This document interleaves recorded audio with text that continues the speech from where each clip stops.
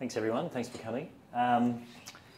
So I'll be speaking to you this afternoon about a project that we've been running over at the CMA, developing mobile biochar technology. Part of my role, or essentially all of my role, is to do with the restoration of riparian areas and river health across the northeast. And one of those activities invariably involves the removal of substantial amounts of woody weeds, and particularly willows and poplar as far as the biomass goes. And I left that image up there as obviously the antithesis of biochar. That's a willow heap burning, and it was one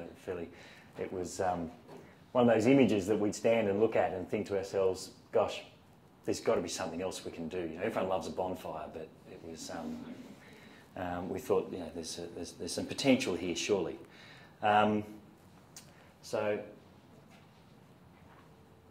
the burning question, I can't resist a pun, was that we're resulting in thousands of tonnes of willow and woody weeds and what have you, as well as flood debris as well, which is substantially made up of willow.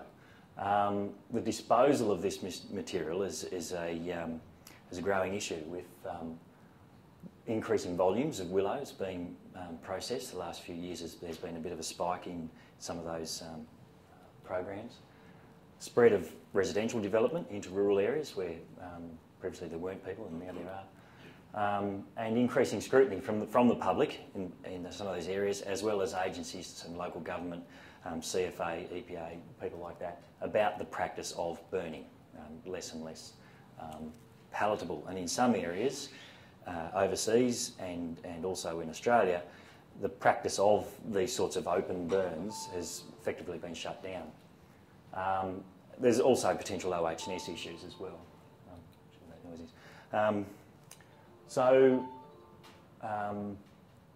We thought, well, there's a need for change. Any restriction on the burning of these piles of debris is a significant risk to river management activities. Basically, if we can't dispose of this product, then we're shut down. We can't do anything about it. Whoops. You can see this picture down the bottom. There's a little character way up one end holding a chainsaw, and there's massive piles of material. This for a scale object, that's actually me holding that chainsaw down there, scratching my head, wondering what to do with it. As a responsible natural resource management, as well as a risk to our activities, there's an obligation to maximise any potential benefits, and it's a resource. It's a waste resource, so how can we interrupt that resource and get something out of it? In carbon terms, offsetting the emissions of burning these willows is another risk with the carbon tax, what have you. That's could be another cost, but at the same time could also offer some opportunities. In 2008, we undertook, sort of riding off the back, the CMA did an internal review and audit of all of our emissions, the vehicle fleet and, you know, electricity and what have you. And so we did, as part of that, we thought, well, how do we scrub up on the greenhouse emissions side of things with our willow heaps? So we took an internal review of what are our options for disposal. So we looked at, number one, status quo, open burning. What does that look like? Chipping, mulching, shredding, you know, this sort of activity. So this is just all background to the project. So the status quo open burns, big heap, you burn it. If you don't, it regrows, ends up full of vermin, all sorts of things. Historically, landholders have burnt these heaps, but the heaps were getting bigger and bigger. Changes in the way we were harvesting the willows and the poplars meant that the heaps, they were getting bigger, and it was a pretty daunting prospect, and becoming costly to burn. It's not actually cheap to burn because you need an excavator there and all the rest of it to actually dispose of it.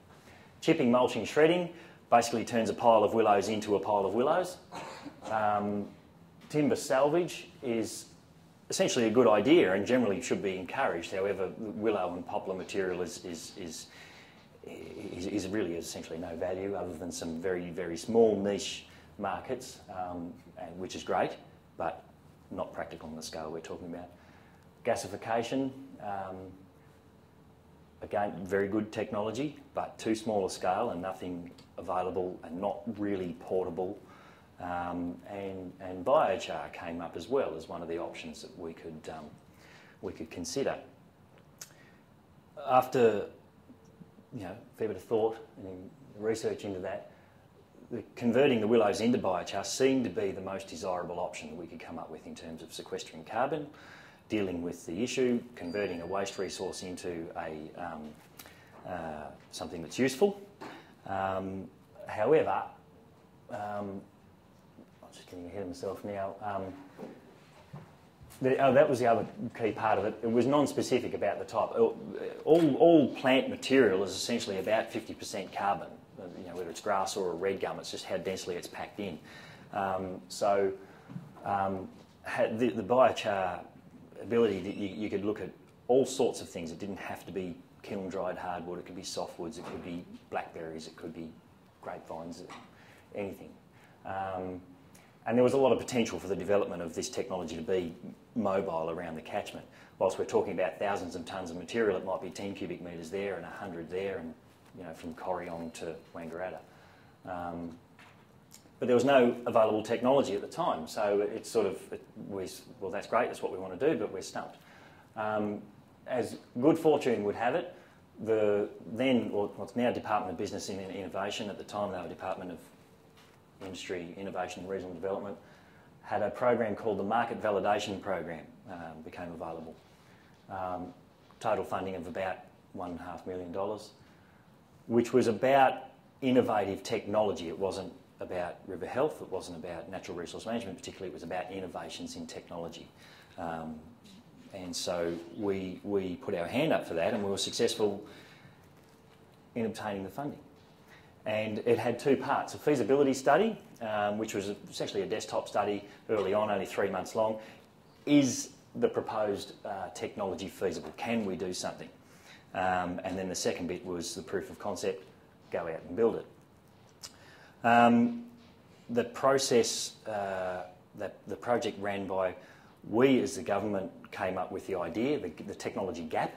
Then we had a requirement, so we wrote a speci for our technology requirement. There was a public tendering process. Various companies tended to say, yes, we can provide you with a solution to your problem. That process ran, and a Melbourne-based company called Earth Systems was successful in obtaining that contract to work with us for the development of that technology. The specification was developed for a simple, efficient and importantly mobile pyrolysis plant, a biochar plant, that could process bulk quantities of essentially a raw material, so not a material that's being chipped or handled, because every time you handle the material, you're burning more diesel, your costs going up, and so on and so forth. So we wanted to handle raw material on site. Let's see if we can do this. So that's everything I just said. Yeah, the geographic isolated sites, that's the thing. There's biochar technology out there, some really, really good, exciting technology, but it's basically, they're mini power stations. They're built as a static thing where you bring the feedstock to it, not the other way around. We were very much focused on the actual production of the char, the limiting of emissions, and all sorts of greenhouse emissions. We weren't focused on electricity generation or biodiesel or syngas, concentration, all these other things. Electricity, these sorts of things, in a mobile sense, in a geographically isolated sense, becomes a problem. If you've got electricity, you can't just sort of, put it in a bottle and take it with you. You've got a problem. You've got increasing levels of complexity with health and safety and operational risks and so on and so forth. It's really great if you can, but in our scenario, forget about that, let's keep it simple. It's not hard to make charcoal. Anyone can make charcoal in their own backyard and been doing it for thousands of years. The basic activity of manufacturing charcoal generates a lot of things like methane, carbon monoxide, nitrous oxides, and some pretty nasty things. So we wanted to sort of get all that and clean it up. So The key findings, I suppose, of once we'd undertaken the feasibility study and worked through the proof of concept was that we actually could develop a machine, a device, that was highly tolerant of feedstock types.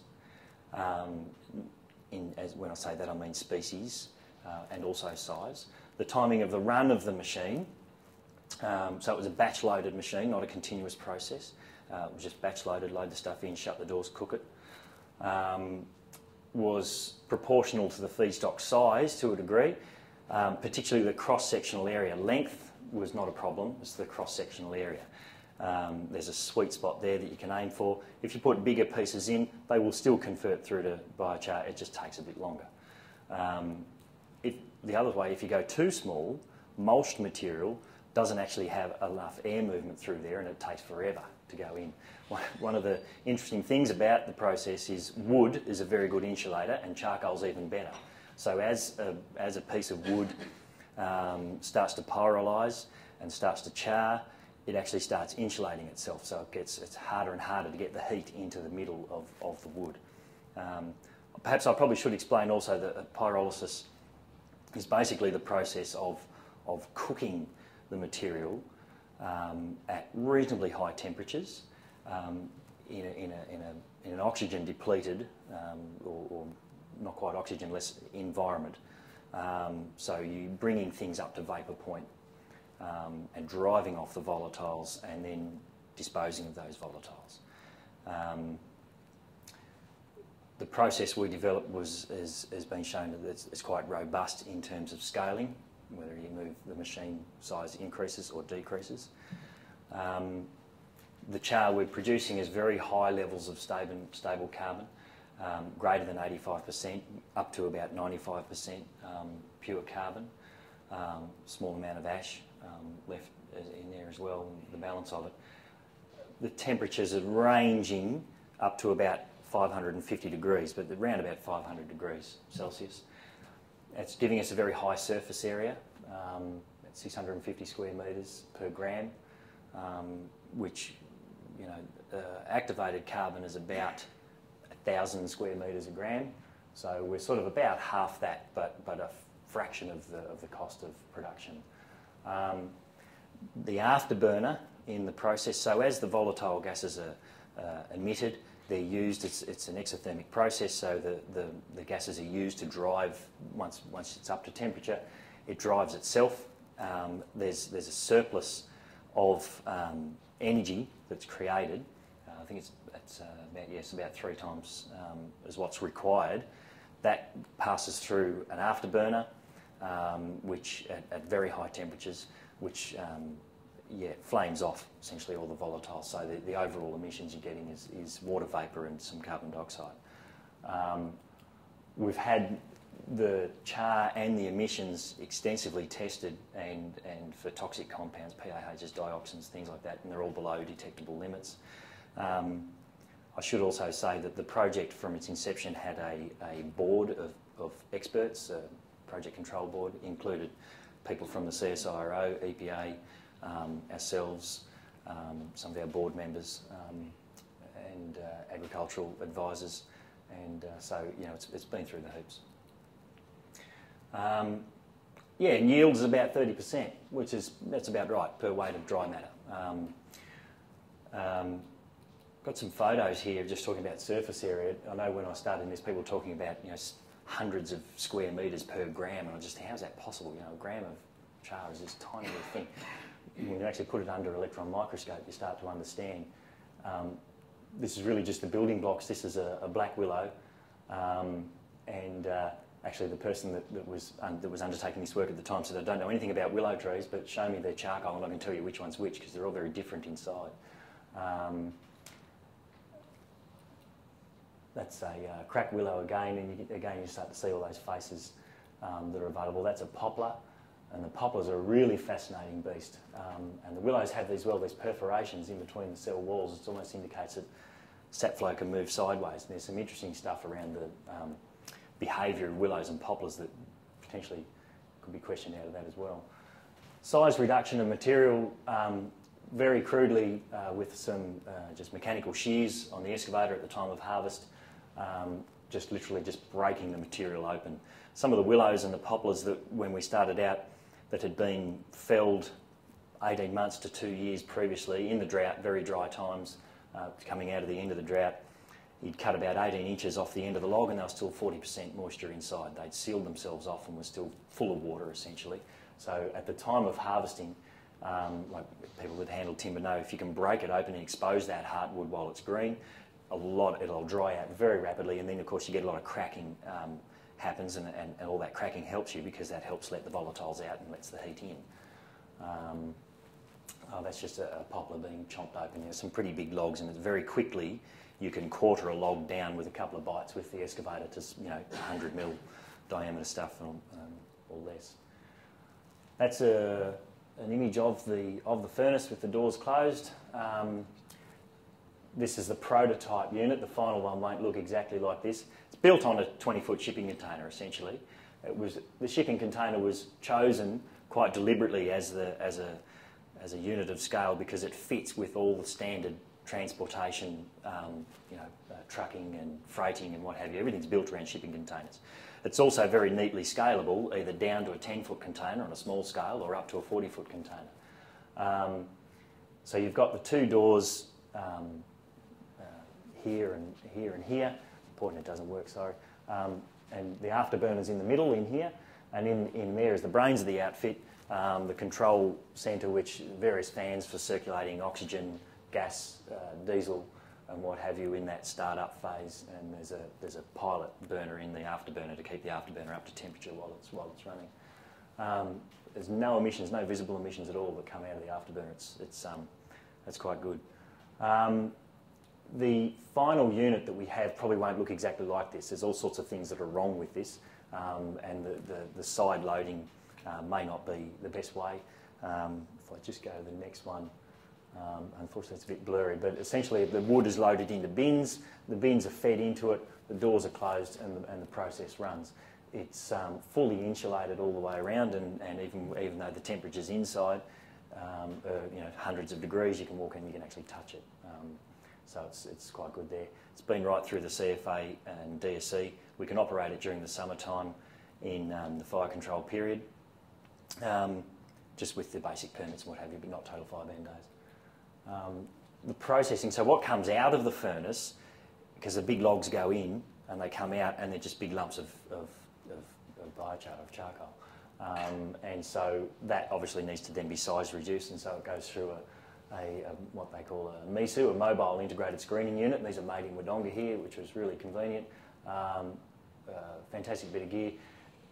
This was just a test run where you can see the big chunks of charcoal going into it, rotates around, and then any pieces of wood that haven't fully gone through the process, it screens them out, knocks the char off the outside, and then you just tip them out and put them in the next lot. So you get a very clean, it screens the char down to 20 mil or less. So that was, and then you put it into bulker bags, and then you can do whatever you like with it. So the applications of biochar, it's widely spoken about as a soil ameliorant for agricultural applications and what have you, and then certainly that is very definitely something that we're looking at. The discussions around biochar's efficacy as a soil benefit to soils and agricultural production systems rages around the world. Some think it'll save the planet, and others think it's a waste of time. The truth probably somewhere in the middle. But it is important to note with it that our char, being such a high carbon, stable carbon, is essentially inert. There's no nutrient in it at all. And if you apply that to soil, what happens is it actually absorbs nutrient out of the soil and can actually draw down nutrient. This is quite widely known. It is not a fertiliser. Well, certainly not unless you prime it up with something first. It's a soil conditioner. There's a huge amount of variation in chars in the feedstock that they're put in, the temperatures that they're produced at, and the moisture levels and so on. There's a big variation. There's often a lot of characterisation details about different chars that are produced. We have tested ours, we know a lot about ours, the surface area and what have you. There's benefits of your cation exchange capacity, the surface area. It's a building block for your soil biology to move into and start interacting, and moisture retention. And just in some pot trials and some worm avoidance tests and seed germination tests, we've found that the ability for soils to remain moist is quite high with charcoal added to it. There's also some suggestion that the char in high enough quantities can actually darken the soil and absorb more temperature, and you might have less issues with frost and things like that. So, but there's a huge amount of research that needs to be done around this. And it also has some liming potential as well. There's calcium in it, and it does have a liming effect on the soil as well. So there is a need to add fertiliser with charcoal that's going on there. One of the things that we're looking at is, well, what can we do to our char to prime it up, its biological activity? So can we immerse it in a worm juice solution or something like that to crank it up, or perhaps the water that's passed through a fish farm or dairy effluent ponds, perhaps use it to mop up some nutrient, as well as potentially get some biological activity happening in there. There's water treatment options, just thinking about the dairies and the fish farms for a moment. There's also water treatment options for the treatment of domestic water supplies. Humans, of course, there's all sorts of heavy metals and pharmaceuticals and nasties that go through from water treatment. Once that's in the char, and char's very effective at taking up things like fossil fuels and heavy metals, so that's a good thing, but you don't want to put that back in your soil. So then, do you use that char then as a fossil fuel substitute for boilers or what have you, or can you include it in landfill and just lock it up? You're just locking the carbon up.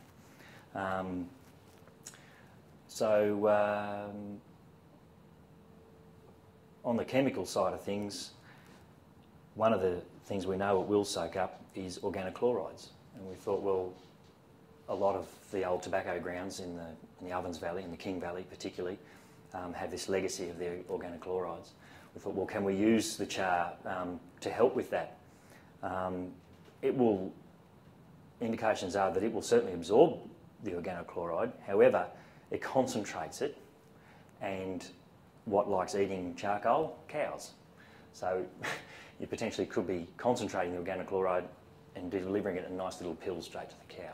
So putting it on organochloride contaminated pastures, probably not a great idea. However, we are looking at, we thought, well, that's great, but can we put it in a dirty grade tea bag, a filter cloth or something like that, and bury that in the ground where the mixing sites are, where these really high concentrations are, and actually include it in the ground, leave it there for a couple of years, and then actually go and pull it out and try and reduce those concentrated point sources. So that research is underway as well, as a spin-off from this. But beyond the riverbank, the device that we've developed is highly adaptable, and we're getting a lot of inquiries about other applications for this technology in other areas, for other feedstocks, for primary industry. So that could be forestry waste is obviously one, thinnings, almond shells and husks, timber pallets, all sorts of things, you name it, we're getting inquiries from at the moment. It's really quite exciting. Quarantine and biosecurity issues, the device would be very well suited to be able to go in if a biosecurity issue arose. Perhaps someone like the chestnut blight up around Brighton, whatever at the moment, you could actually go on site and actually dispose, because of the high temperatures involved in the afterburn and what have you, all the pathogens are totally cooked out of the material, and you can do it on site, actually get something back from it, or it could be at ports, at entry points into the country. If something dodgy comes in, feed it in and cook it off. Transfer stations at local governments, that's another one. Green waste and what have you coming in, or building waste could go into the machine and treated that way, rather than just turned into mulch. I've got nothing against mulch; it's a good thing. But in terms of carbon and emissions, it's really just the time frame that you're talking about. Whether you burn it or whether you mulch it, your carbon, as it degrades, you're releasing the carbon. Of course, burning it produces lots of other things as well. But if you want to really lock that carbon up, you've got to do something else with it, like biochar. And many other possibilities. Someone came up with the idea the other day, well, can we put the charcoal into mud bricks and increase their, their insulating value and make them lighter, or into concrete or what have you? And who knows? Great idea. Let's look at it. Yeah, so that's a bit of a précis anyway of the journey that we've been on. Where we're at now is that in a couple of months' time we'll have the actual final device, and hopefully be in full-scale production and around the place. Although there's a huge amount of research to be done, and a fair bit of it may be going and trying it with various different feedstocks in various different areas. The scalability, I'll say, when thinking going up to a 40-foot container, the other possibility is also having the one control unit, the brain, could run multiple ovens. So you might have, you might have a rack of them, or with the one control unit, which could be, essentially you're running it as a continuous process thing. Because by the time you've got one cooking, you've got one cooling, you've got something, so there's got a lot going on. What else I haven't said? It processes about that unit processes about 15 cubic metres at a time. We measure things in cubic metres rather than tonnes because things weigh different things. We're trying to increase that a bit. We're hoping to get it up to about 17 cubic metres. It doesn't sound like much, but you're getting 2 runs a day, 3 to 4 hours per run, possibly, and it'll run unattended. So if someone's out on site from River Health from an operational point of view, they can turn up, load it, press the go button and go away and do some other things while it's cooking, and then come back, unload it, load it again, and leave it. So it just ticks away, essentially. There's a few websites there. The Earth Systems, there's a flyer if people want to look that up. The Earth Systems guys, they've really been exceptional to deal with, and yeah, they're the brains behind the outfit, really. DBI, the actual market validation program, I tested it this morning. If you just Google DBI MVP, it comes up with all the stuff about this project. And the CSIRO, as a website there, has a very good fact sheet on biochar and what it actually is and what it can and can't do and what have you. So they're probably 3 sort of key links if people want to go and look things up after today. That's all I have to say, but plenty of questions, no worries. But I will say I'm neither an engineer nor an agronomist, so be gentle on me, but we'll give it a crack.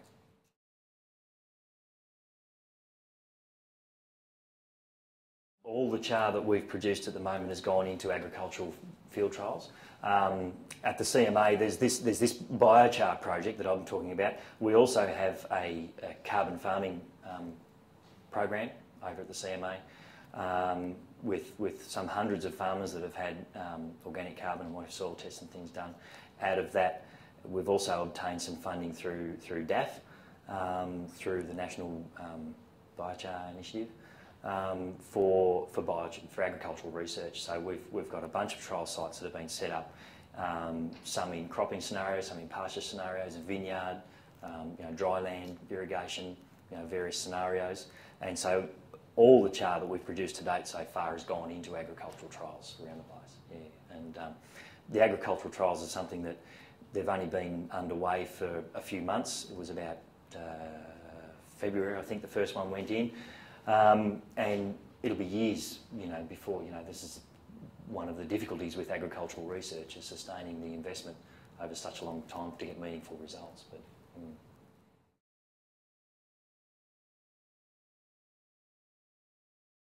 no. In fact, the trials that we did found that it was a very sandy soil.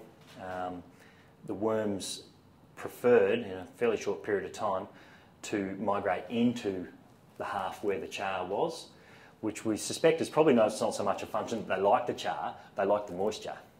The biochar, the moisture levels that it was holding in that side, it wasn't drying out as quickly, so the worms migrated their way into there. And they did some seedling germination tests with lettuce seeds. Evidently lettuce is highly susceptible to contaminated soil and prohibiting germination, and there was absolutely no effect of that, which we were pleased about.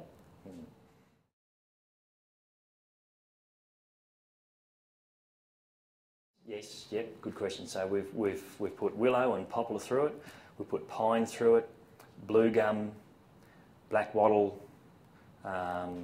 mill ends, kiln-dried hardwood, essentially.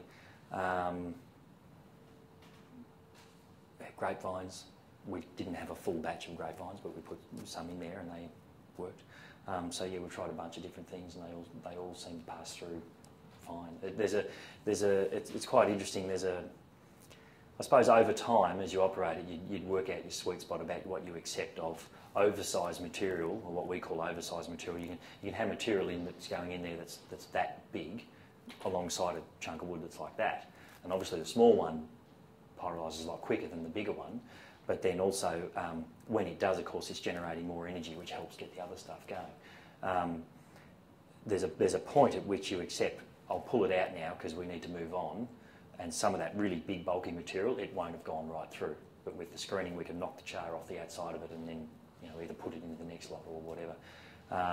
It is amazing to see that smaller material will sit there whilst that other stuff, and doesn't just turn to ash and disappear. And when you pull it out, you've got the full range of twigs and bark right through to your big chunks. It's quite interesting to actually. It's really quite fascinating to get a piece of it and break it open. You can see the growth rings in it and the whole lot. It's just literally the skeleton of the plant.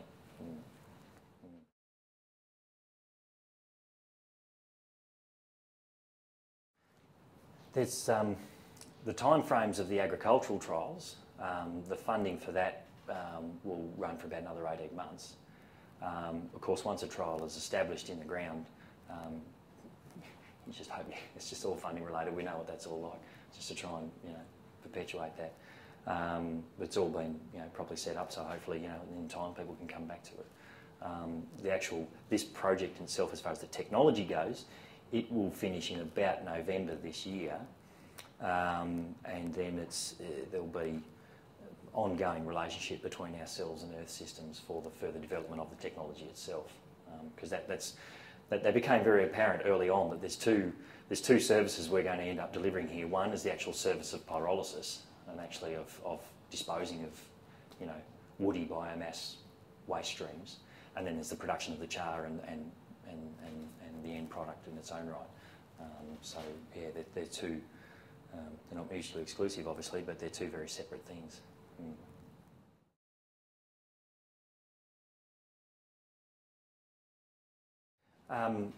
Yeah, so the cost of the machine, the first one, well, it was extremely costly. We're aiming for about 150,000 or something like that for the machine. The more you produce, the cheaper they get. That's of the 20-foot size one. So it's within the realms of that sort of standard contract plant that exists out there. In terms of how many runs will it do before it flames out or what have you, we don't know. We haven't run it enough yet. It's all hanging together now. I mean, the temperatures inside it, 500 odd degrees. The afterburner, a lot hotter than that. The floor of it doesn't get much over 200. So it's and the first thing, the outside of it, as I say, you can walk up to it and touch it when it's on full throttle, but the inside, the insulation and the mesh that holds that on, perhaps that would be the first thing to burn out. So that would become a consumable, but after how many runs, I don't know. We don't know yet. Yeah. But there's no indication of it failing yet. We've probably only done 20 odd burns, but it's all hanging together. So it's also got a safety feature on it too, because in case there was a mix-up with the brain of it, and there was too much oxygen or something got in there, and it just made me think of something. On the roof of it, there are blast doors that close under their own weight. So if there was ever a pressure build-up, it would just puff. The doors would come up and then they fall back under their own weight to release any pressure. That has never happened, and actually they've actually tried to make it happen, and they can't get it to happen. So which is good, but they've tried all sorts of things. Turning the afterburner off is an interesting experience. It looks like puffing Billy on steroids, and it's smoke and things roaring out. Then you turn the afterburner on, it just switches off the smoke like that. Just no emissions. It's amazing to see. So it's working, which is the important thing.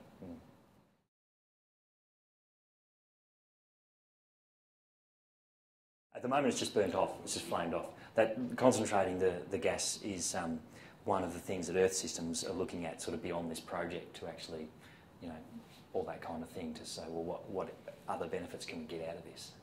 Because it's there, so why would you not use it? But in a, you know, again, in our context, as long as we can dispose of that, those emissions cleanly and economically in an accountable way, then that's then we're happy. And we're still, even doing that, still sequestering a lot more carbon than what we would be if we just stuck a match in and burnt the heaps. A lot more. So, yeah, and look, there's some interesting opportunities too with the way in which the CMA or other people interact with woody weeds or, you know, short rotation tree crops and things like that. Like with willows are an interesting case in point. Obviously they're a bit controversial in their own right, and the removal and river health management. Without delving into that topic, which is a presentation all on its own, one of the suggestions is to actually maintain the willows, lop them, allow them to regrow, lop them, allow to regrow. Now that doesn't happen for all sorts of reasons, but one of them is there's no incentive to go back because it's a total loss-loss situation and it costs a lot of money and there's no imperative to do that. Now, if all of a sudden there's a reason to go back after, you know, 3, 4, 5 years or what have you and lop that willow again when it's at the optimal size before it gets too big, and feed it in the machine and make more charcoal, and then, well, perhaps you could do that if it's viable to do that. So it could shift that sort of that management paradigm for some of our woody weeds, where you might actually, you know, lop them and allow them to regrow, and then, you know, after so many rotations, you poison them and phase them out, you know, as you get more desirable things going. So, dare I say it, there may be some useful willows after all, but because it does produce particularly good charcoal. Yes. I'll also just steer you, one last thing, just steer you in the direction, there's a short film documentary on the project, has been made through DBI and Earth Systems, and it's finished, but I don't think it's quite loaded up on their website yet, but it'll also be on the CMA website sometime in the next couple of weeks, so there'll be an actual, on our website and DBI's and probably Earth Systems as well. And that shows some more footage of the machine sort of being loaded and unloaded and